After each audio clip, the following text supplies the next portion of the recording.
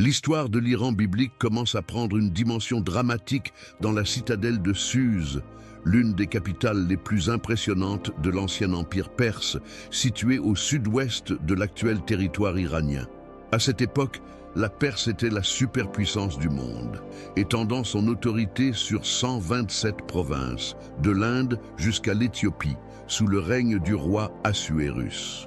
Parmi les exilés restés dans la région après la captivité à Babylone, vivait une jeune juive appelée Hadassa, plus tard connue sous son nom perse, Esther. Orpheline, elle avait été élevée avec soin et dans la crainte de Dieu par son cousin Mardoché, un fonctionnaire qui servait discrètement aux portes du somptueux palais royal. Le destin d'Esther et de tout son peuple commença à changer lorsque la reine Vashti fut destituée pour avoir refusé d'obéir à un ordre direct du roi pendant un banquet de prestige.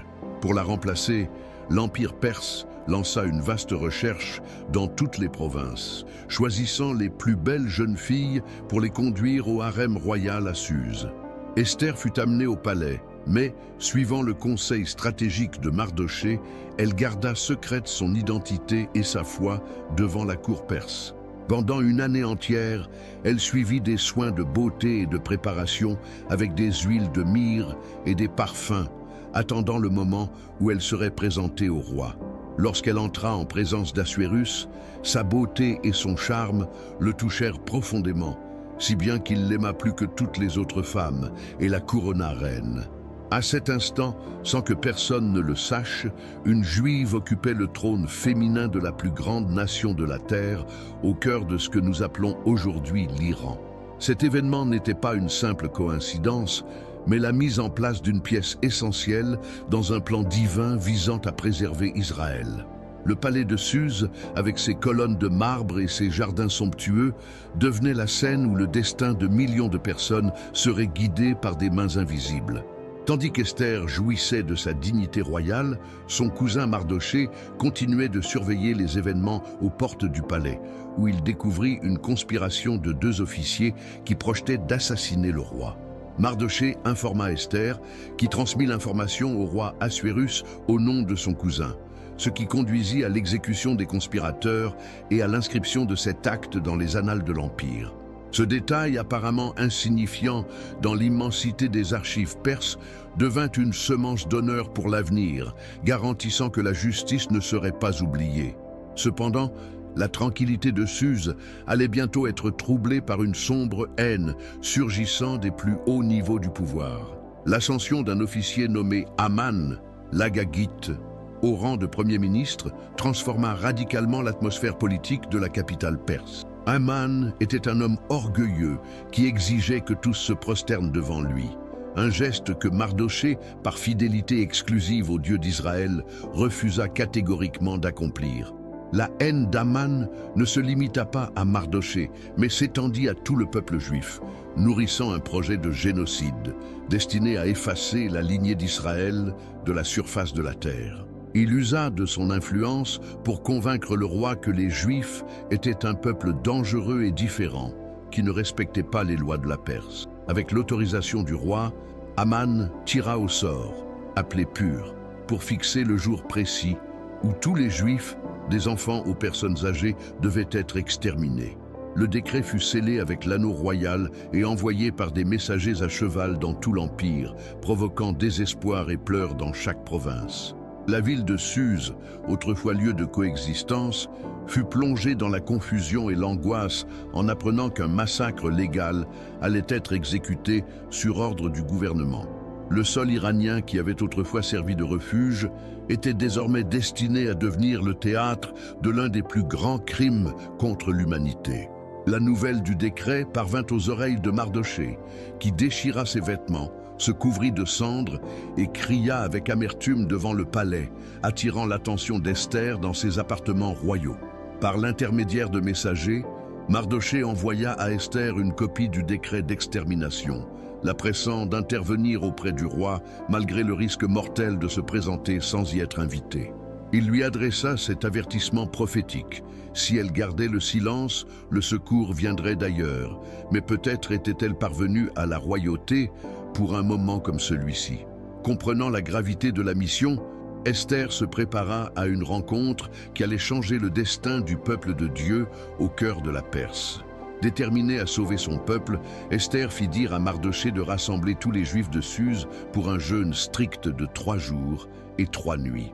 Elle savait que, selon la loi perse, entrer dans la cour intérieure du palais sans convocation était un crime puni de mort, à moins que le roi n'étende son sceptre. Après ce temps de consécration spirituelle, la reine décida d'affronter le souverain, prononçant cette phrase célèbre « Si je dois périr, je périrai ». Cet acte de sacrifice eut lieu au centre administratif de l'Empire, là où se trouvent aujourd'hui les ruines archéologiques de Suse, en Iran moderne. Le 3e jour, Esther revêtit ses habits royaux les plus somptueux, cherchant non seulement l'aide divine, mais aussi à utiliser l'influence et le protocole que lui conférait sa position.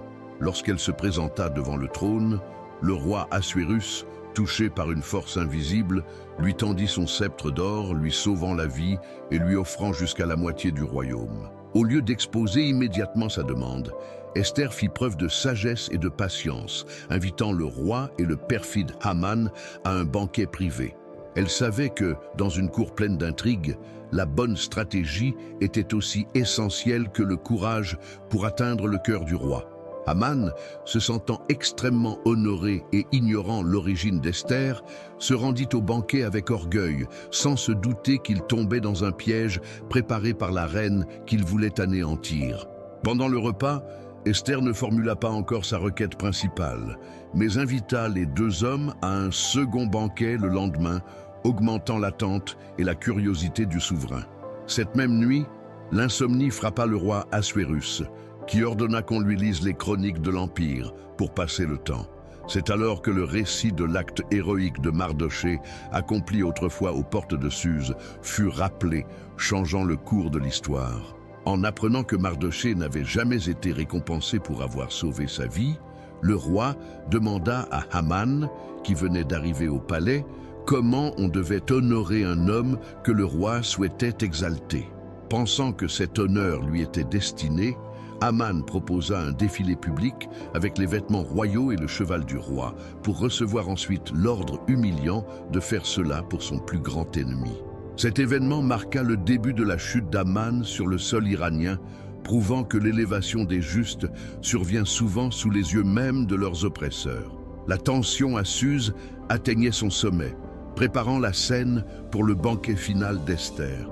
Lors du second banquet, alors que le roi, impatient, désirait connaître la requête de la reine, Esther révéla enfin qu'elle et son peuple avaient été livrés à l'extermination. Profondément choqué, Assuérus demanda qui oserait concevoir un tel plan, et Esther désigna directement Haman en le qualifiant d'adversaire et ennemi. Le roi sortit furieux dans le jardin, tandis qu'Haman, désespéré, se jeta sur le divan d'Esther pour implorer sa vie, geste que le roi interpréta comme une agression contre la reine. La sentence fut immédiate. Haman fut emmené pour être pendu à la potence même qu'il avait préparée pour Mardochée.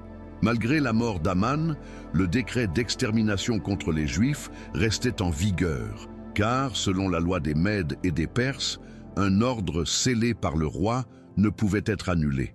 Esther et Mardochée durent agir rapidement, et le roi leur accorda l'autorité d'écrire un nouveau décret donnant aux Juifs le droit de se défendre et d'anéantir leurs agresseurs. Des messagers rapides partirent de Suse sur des chevaux arabes vers toutes les provinces de l'actuel Iran et au-delà, annonçant que le peuple de Dieu avait désormais la permission royale de lutter pour sa survie. L'angoisse qui dominait autrefois les rues de Suse fit place à une joie intense et à des célébrations. Le jour prévu pour la destruction devint un jour de victoire, où les Juifs triomphèrent de tous ceux qui les haïssaient dans l'ensemble de l'Empire perse. Mardochée fut élevé à la 2e place après le roi, et l'influence des Juifs à Suse devint si grande que beaucoup d'habitants locaux se convertirent au judaïsme par crainte. L'histoire d'Esther sur le sol iranien s'acheva par l'institution de la fête de Pourim, un mémorial éternel de la fidélité de Dieu en terre étrangère. Cependant, le contraste entre cette période de protection royale et ce qui se produirait des siècles plus tard dans la même région demeure l'un des mystères les plus profonds de l'histoire.